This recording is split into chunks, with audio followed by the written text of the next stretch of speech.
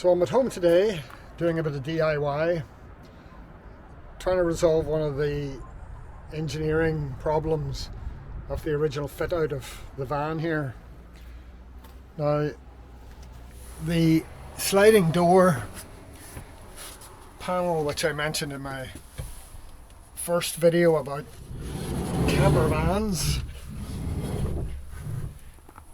if we can see it here, there's a series of fixings that run across at this level, and basically the rest of this door panel just cantilevers, and it's just a bit of 3mm plywood which can't really support itself. Now, what has happened over a short period is that the plywood itself is broken. Now, it's broken here because it's quite feeble and it just flaps about. It's not possible to screw the top in because of how this just lines up. There's nothing in behind it. It can't go up over the frame, otherwise the door can't close, so it has to finish flush with the interior trim. If it went further up, the door wouldn't be able to close, but if it went further up, then you could put a fixing into it. So their solution was just to let this flop about the place, which is absolutely dreadful. It's not a solution at all. On the market, there's an alternative solution, and this is it in this little box. So let's open it up and see what's inside.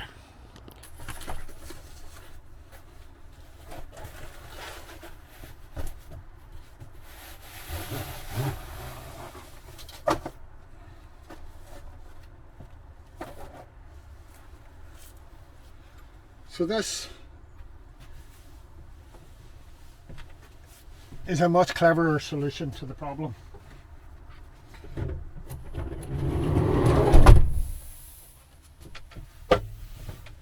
This fits onto the door like this and screws in at the sides.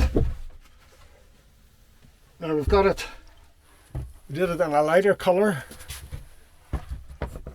because it matches reasonably well with the trim in the front of the vehicle, rather than just go with the dark stuff. So it's just to lighten the mood in here. So what I'm going to do is completely remove the door card, take out the little plugs that hold it in place, which is pretty straightforward. Take that off, fit this, take the curtains down of course, because this has got its own integral blind, which we'll look at shortly, and modify the bottom panel, cut off at a point where the two would overlap, and see if it can retain the carpet where it flashes up over the top, retain that detail there. So these studs come out fairly easily. It shouldn't be too complicated to process. You can see the little stud there, these just push in.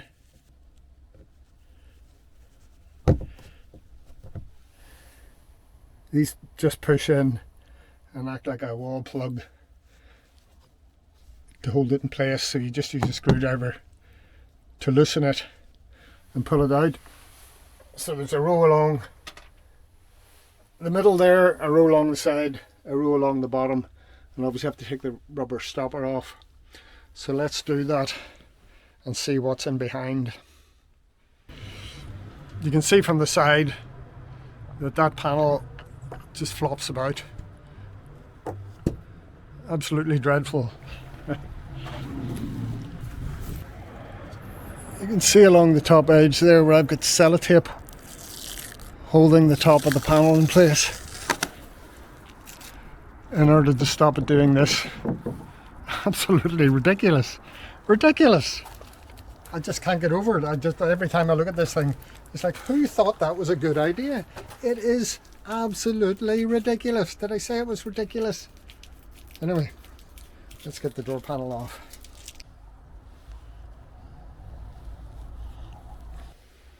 Right, now that I've got those loosened, I should be able to just pop these guys out. That's all the screws removed. Now I can lift the panel off and set it aside. And there we have the inside of the door. So I'll just take these tracks off and then I'll offer up the new panel. Just undo these little screws and that'll be the curtain removed. So once this is secured, there's a blind which is really very tidy.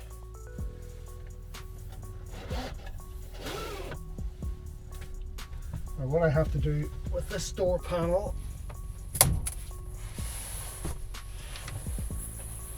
the broken one, the one that was designed to be broken, is to get it squared up again at the bottom, to line up at the bottom, and basically cut it along here with the two join. On the back of this, the carpet is glued and overlaps, so with a bit of due care and attention I should be able to peel enough of that back. So it's kind of like doing two cuts. I do one through the carpet a bit above where I want to cut this, and then I cut this with enough of the carpet left that I can flash it over the new cut edge. And then that'll be that problem solved. Something you never really want to do to your beloved camper van.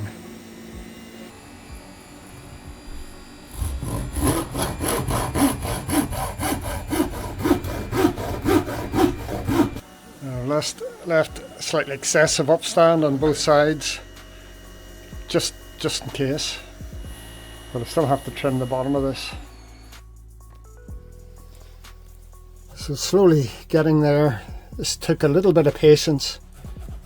I just use a table knife with a slight serration on it to help separate the glue from the carpet.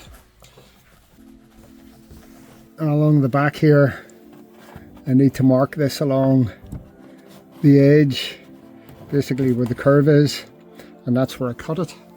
But I'll have to put a couple of the studs back in first of all to get this squared up. This is very handy, the door stop, to hold it for a moment. But if I get the little studs and put a couple in just to get everything squared up, then I can run a pen down the back and mark the cutting line and then do the cutting. Right, on this end I want to try to keep that line there, so that would be very handy if I can keep that line. That's actually marginally lower than the edge of the window, but we'll see how that goes, because it's just getting the detail here right, because the blind curves up, but obviously where the door handle in it is self-finished, so I don't have to worry about that too much. And I have to just obviously, before I put the new bit in, I have to give that a bit of a clean, make sure that rust is, I'm not sure what the rust is. Is it on the van, or was it the curtain rail? One of the interesting things that you pick up is obviously there's rust there, which suggests water. And when you look at the back of this panel, you can see where it's damp at the bottom. So obviously there's a problem when the door's open in the rain and you leave it open in the rain. You can sit in here with the door open and look out and go, oh, look at that rain out there, but I'm nice and cozy in here. But that stupid wooden panel is getting wet and on the back end, which is not good. It's very possible that I'm cutting, that I've drawn my little line here. You can vaguely see that little green line. And as I was saying, I want to try to keep that trim going up towards the handle, so I've decided to use the jigsaw to cut this. One jigsaw.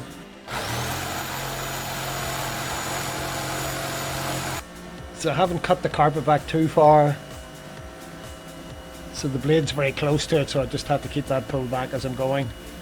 Not obviously cut my finger off, but it's back enough. I'm just concerned about how tidy I'm going to do the lap, so I don't want to pull that back too far, but hopefully I'll cut it without catching the carpet.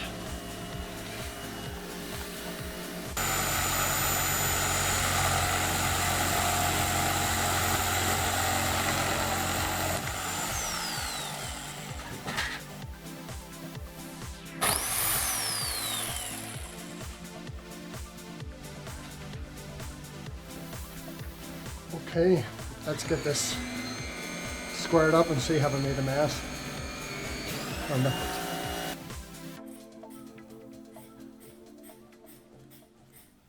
So far so good. Very slight curve left on either end. Might not need that, but the other panel curves.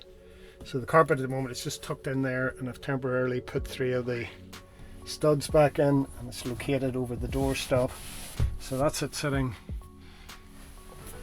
in its ultimate position. So now it's time to offer this up and see, did I get it right first time? Jason says you have to open the door to slide the panel in and then close the door.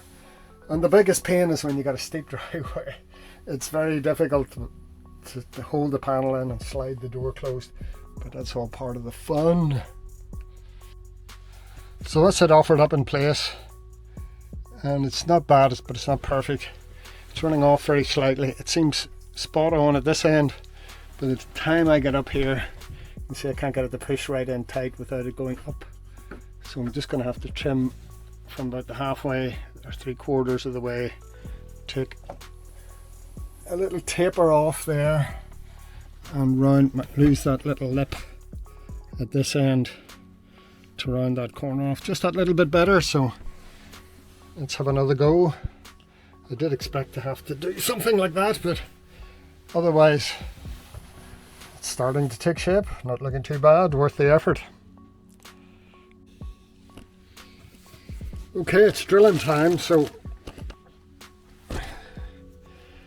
the pack comes with 5 of these self tappers, so it's time to get the drill out.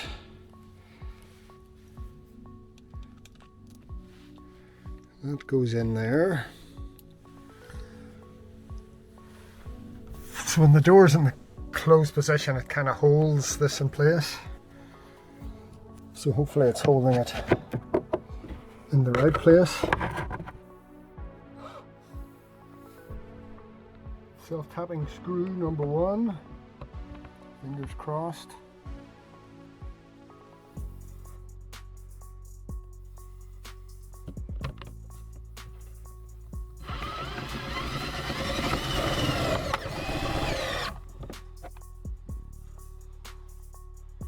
Okay, that didn't explode.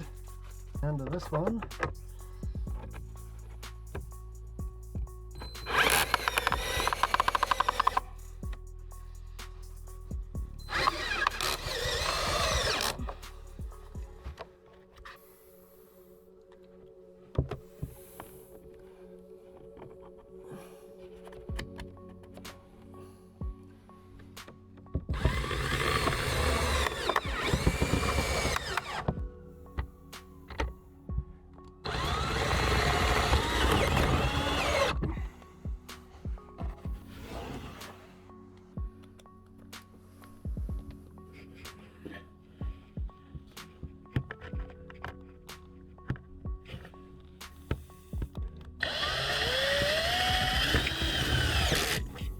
The packet comes with covers for the heads.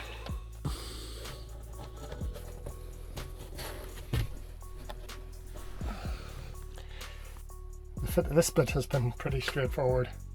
Would have appreciated some instructions just to make sure I put the screws in the right place, but there's not that many options.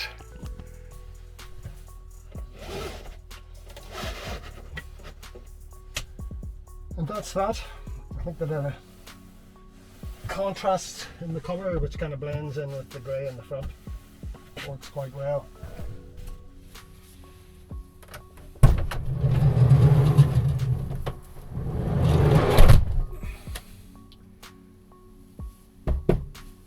Expensive bit of kit, but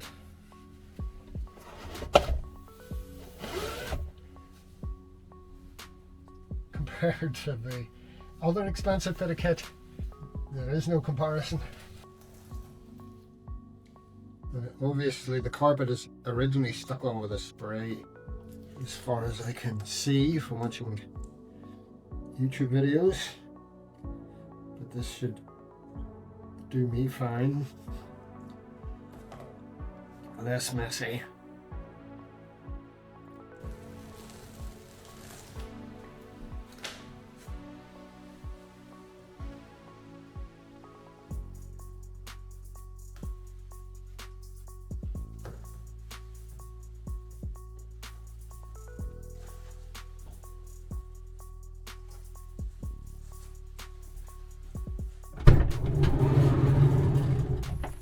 So the finished article looks well. Quite pleased.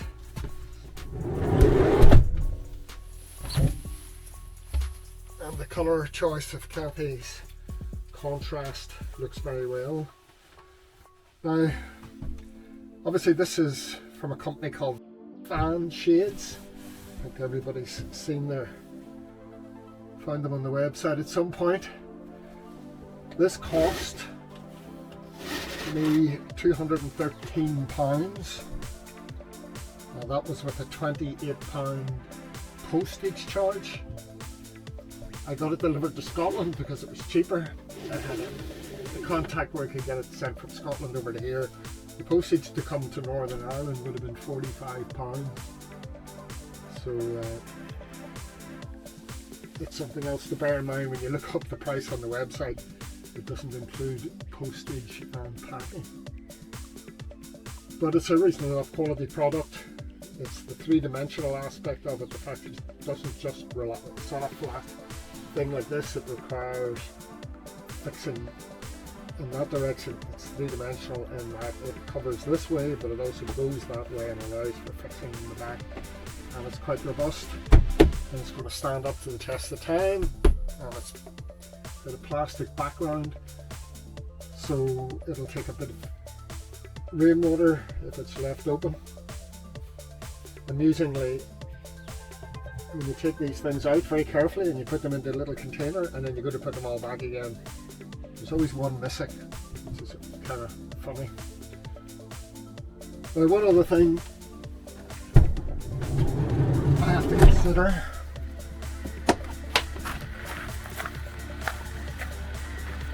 is when I'm round the back here,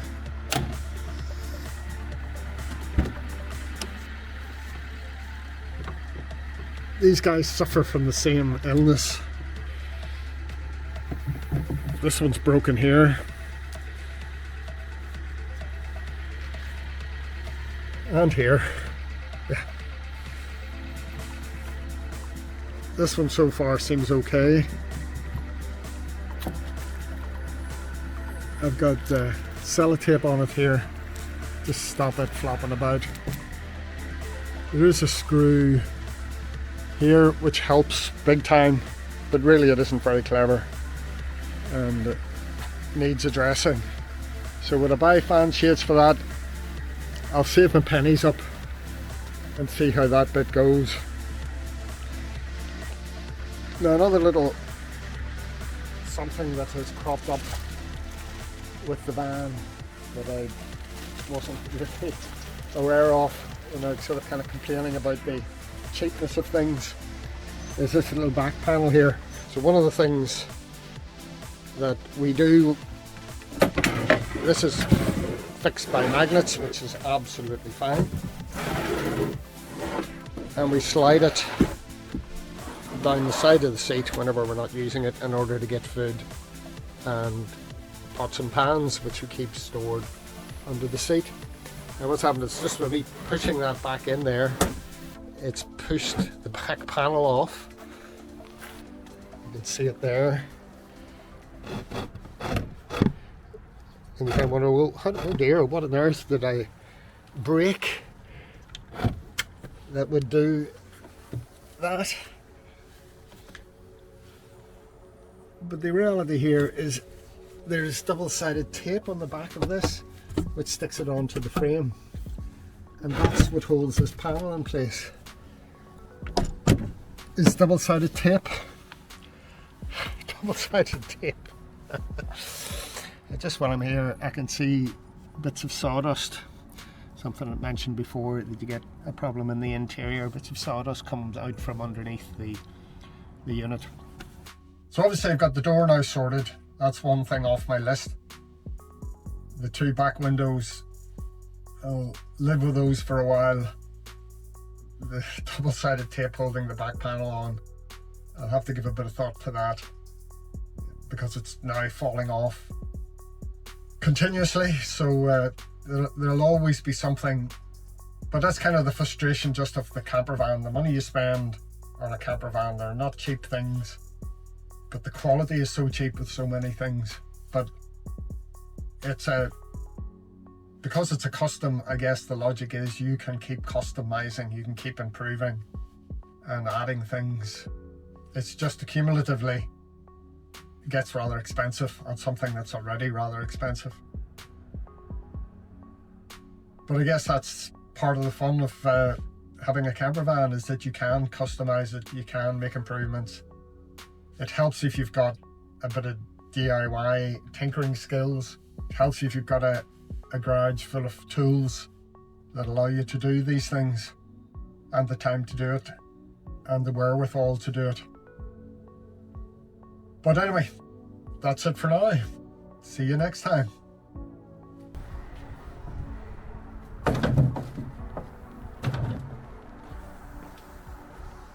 Okay.